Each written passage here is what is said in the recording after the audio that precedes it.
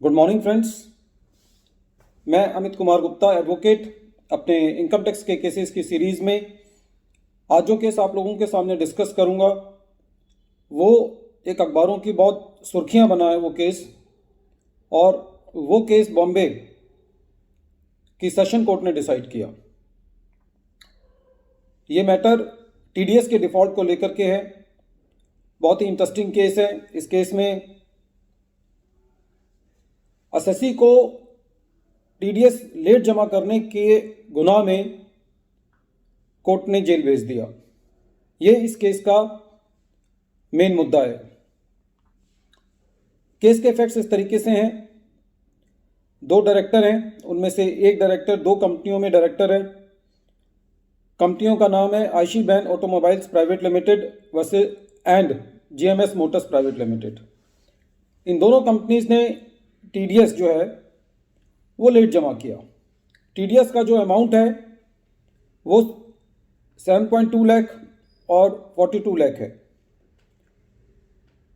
बाद में डायरेक्टर्स ने ये टीडीएस इंटरेस्ट के साथ जमा कर दिया और उसके बाद एसएससी को प्रोसिक्यूशन का नोटिस जो है डिपार्टमेंट के द्वारा इशू किया गया।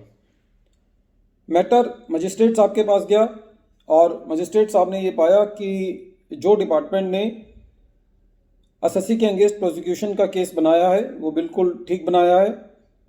और मजिस्ट्रेट साहब ने एसएससी के ऊपर जो दो कंपनियां थी उनके ऊपर और एक डायरेक्टर पे 5,000 रुपये का फाइन लगाया और एक डायरेक्टर को 3 महीने की रिग्रेस इम्प्रिजनमेंट में भेज दिया। फ्रेंड्स, पूरे इनकम टैक्स कानून के अंदर यदि कोई सबसे खतरनाक गुनाह है तो वो टीडीएस को काट करके जमा ना करना है या टीडीएस का कोई और डिफॉल्ट करना है कि आपको टीडीएस काटना था, आपने काटा ही नहीं और उसके बिना जो है वो पेमेंट कर दी। और यदि आपने टीडीएस को डिडक्ट कर लिया और डिडक्ट करके यदि पेमेंट नहीं किया तो ये सबसे बड़ा गुनाह जो है वो इनकम टैक्स एक्ट में है। यदि आपने टीडीएस जमा नहीं किया तो सबसे पहले तो आप एसएससी इन डिफॉल्ट हो जाते हैं, उसका आपको एक तबका मिल जाता है। उसके बाद एसएससी को जो इंटरेस्ट बियर करना पड़ता है टीडीएस लेट जमा करने पर वो 12% है। जब एसएससी का टीडीएस का अमाउंट लेट होता है तो एसएससी की रिटर्न्स भी लेट जाती हैं और एसएससी को 234E की 200 रुपये पर डे की फीस जमा करनी पड़ती है। इसके अलावा एक सेक्शन 221 है जो ये कहता है penalty payable when tax in default. क्योंकि एसएससी टैक्स इन डिफॉल्ट हो गया तो उसके ऊपर जितना एसएससी ने टीडीएस का डिफॉल्ट किया है उतने अमाउंट की एसएससी के ऊपर पेनल्टी लगाई जा सकती है सेक्शन 221 में। एक अलग से सेक्शन 271C की पेनल्टी है जो कहती है कि यदि एसएससी ने टीडीएस का डिफॉल्ट किया तो उस केस में भी एसएससी के ऊपर जितना टीडीएस का डिफॉल्ट है उतनी की पेनल्टी लगाई जा सकती है। और इन सारी चीज़ों से भी यदि डिपार्टमेंट का मन नहीं भरता तो डिपार्टमेंट सेक्शन 276B के अंदर आपके अगेंस्ट प्रोसिक्यूशन लॉन्च कर सकता है। एक टीडीएस के बारे में जो प्रोसिक्यूशन लॉन्च के बारे में एक पॉइंट है वो ये है कि जितनी बार भी आपने टीडीएस का डिफॉल्ट किया है उतनी बार आपके अगेंस्ट टीडीएस के डिफॉल्ट के अगेंस्ट प्रोसिक्यूशन लॉन्च किया जा सकता है। फॉर एग्जांपल, आपने एक एसएससी ने सैलरी पे करनी है और उस सैलरी पर एसएससी ने टीडीएस काट तो लिया लेकिन जमा नहीं किया 12 महीने तक, तो एसएससी के ऊपर 12 बार प्रोसिक्यूशन चलाया जा सकता है और वो 12 अलग अलग डिफॉल्ट माने जाएंगे। इसके अलावा यदि एसएससी किसी और सेक्शन में भी टीडीएस काट लेता है और जमा नहीं करता तो every default is a separate default.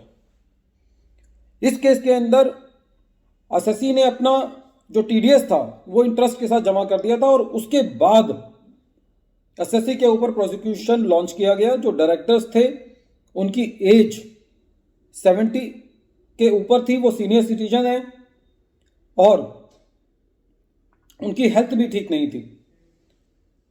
Company ने यह भी प्ली लिया कि हमको फाइनेंशियल क्राइसिस था इसलिए हमने टीडीएस का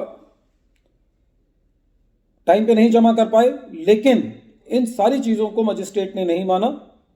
और जब ये मैटर सेशन कोर्ट के पास गया तो सेशन कोर्ट ने भी ये कहा कि जो मजिस्ट्रेट साहब ने प्रोसिक्यूशन को सही ठहराया है वो बिल्कुल ठीक है, और सेशन कोर्ट ने भी एसएससी को रिलीफ नहीं दिया। दोनों कंपनियों पे एक डायरेक्टर पे 5,000 रुपये का फाइन लगाया गया और 3 महीने का रिग्रेस इम्प्रिजनमेंट उनको दिया गया। जब एसएससी ने इसके अगेंस्ट बेल की एप्लीकेशन लगाई तो उनकी बेल को भी रिजेक्ट कर दिया गया और नॉन बेलेबल वारंट जो है वो डायरेक्टर्स के अगेंस्ट इशू कर दिए गए।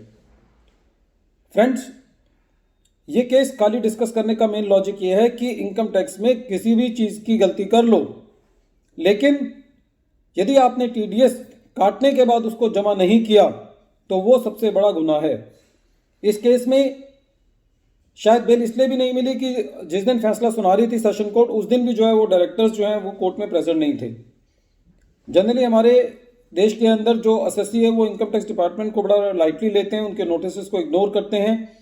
इसमें मेरा ये कहना है कि यदि आपको कोई नोटिस आता है, कोई सिंपल सी भी चिट्ठी आती है, तो उसका लेटर से जवाब दिया जाना चाहिए और हर नोटिस का कंप्लायंस टाइम पे होना चाहिए, ताकि इससे कहीं पे भी एसएससी के पार्ट पे कोई भी नॉन कंप्लायंस ना रहे। फ्रेंड्स, इस केस से जहां पे भी हम लोग या एसएससी जो है वो टीडीएस को लेकर के लीनियंट है, तो ये समझ ले कि यदि डिपार्टमेंट जो है एक बार डिपार्टमेंट ने यदि प्रोसिक्यूशन लॉन्च कर दिया तो डिपार्टमेंट और कोर्ट्स के चक्कर काटने पड़ेंगे एसएससी को टीडीएस के डिफॉल्ट के लिए। ये उसके लिए एक ऐसा न्यूसेंस हो जाएगी कि जिसकी वजह से उसको काफ़ी अपने एफर्ट्स का और रिसोर्सेज का नुकसान होगा। और एक जेल जाना जो है वो एक बहुत ही हमारे देश में या किसी भी कंट्री के अंदर एक बहुत बड़ा एक एसएससी की गुडविल पे एक दब्बा होता है। कई बार एसएससी से गलती भी हो जाती है, लेकिन इस केस में डिपार्टमेंट ने एसएससी की सारी छोटी छोटी गलतियां गिनाई और ये कहा कि एसएससी ने 72 केसेस के अंदर जो है टीडीएस में ऐसा किया है कि जब एसएससी ने टीडीएस काटा और उसको लेट जमा किया। जनरली हम देखते हैं कंपनीज के केस में बहुत ही फ्रिक्वेंटली होता है कि टीडीएस काट लेते हैं। कई बार जो अकाउंटेंट्स होते हैं उनको कई बार नहीं पता चल पाता, टीडीएस कम जमा हो जाता है। तो उन सब केसेस के अंदर यदि डिपार्टमेंट चाहे तो प्रोसिक्यूशन लॉन्च कर सकता है। हालांकि प्रोसिक्यूशन के अंदर जो नया सर्कुलर है डिपार्टमेंट का वो ये कहता है कि यदि 25 लाख रुपए से ऊपर का टैक्स अमाउंट इन्वॉल्व है तो उस केस में प्रोसिक्यूशन होगा। एक तो वो जो सर्कुलर है वो पुराने केसेस पर लागू नहीं है, लेकिन उस केस में भी एक्सेप्शन ये है कि यदि एसएससी जो है वो एक सीरियस ऑफेंडर है, वो बार बार गलतियां करता है, तो 25 लाख रुपए की भी लिमिट को नहीं देखा जाएगा और एसएससी के अगेंस्ट जो है वो प्रोसिक्यूशन लॉन्च किया जा सकता है। इस केस के अंदर कोर्ट ने यह भी कहा कि जो इग्नोरेंस ऑफ लॉ है वो कोई एक्सक्यूज नहीं है एसएससी के लिए। एसएससी ने जो ये प्ली दी थी कि मुझे फाइनेंशियल क्राइसिस है, इस बात को भी कोर्ट ने नहीं माना और ये कहा कि फाइनेंशियल क्राइसिस को यदि हम आधार लेंगे तो हर एसएससी जो है वो उस फाइनेंशियल क्राइसिस के एक्सक्यूज को लेकर के इस प्रोविजंस के दायरे में नहीं आएगा। फ्रेंड्स, ये बहुत यूनिक केस है। जनरली आसानी से प्रोसिक्यूशन नहीं होता है इनकम टैक्स डिपार्टमेंट में। बहुत कम लोगों को हम लोगों ने देखा है कि एसएससी जो है वो इनकम टैक्स का डिफॉल्ट करने के लिए जेल गया, लेकिन क्योंकि इस केस में एक 70 साल के आदमी को टीडीएस लेट जमा करने के केस में 3 महीने की रिग्रेस इम्प्रिजनमेंट में भेज दिया और बेल भी नहीं दी, तो ये केस जो है वो हमें ये बताता है कि टीडीएस के प्रोविजंस जो हैं वो उनको कंप्लाई करना कितना ज़रूरी है। Friends, at the end of my this deliberation, I appeal to you that please subscribe my channel and press the bell icon for getting the future notifications of my latest case law videos. Thank you, friends. Thank you.